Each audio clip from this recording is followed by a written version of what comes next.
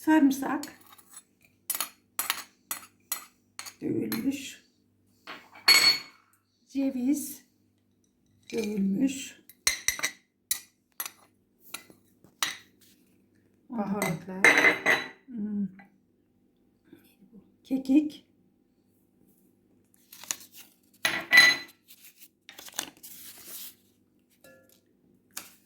nane, bitti. Şimdi yağ, salça.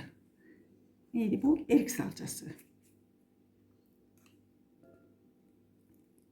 Yok, nar salçası. Nar salçası. Bir. Yeter. Biraz daha at.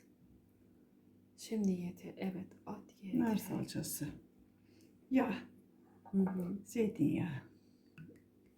Bir. İki. Karıştıralım mı?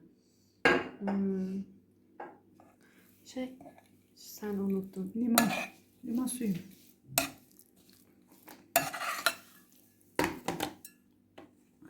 Limon suyu. Bir taneydi.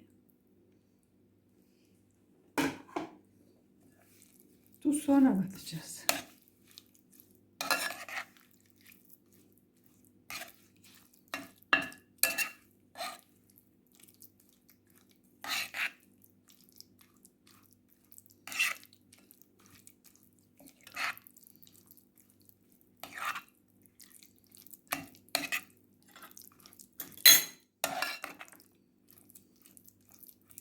Zeytin.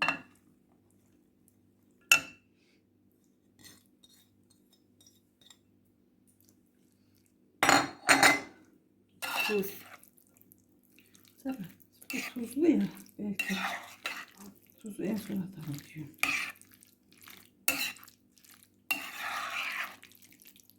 Şurada bir baharat vardı. Hardal. Onu attık mı? Atmadık. Atacak mıyız? Atmadım.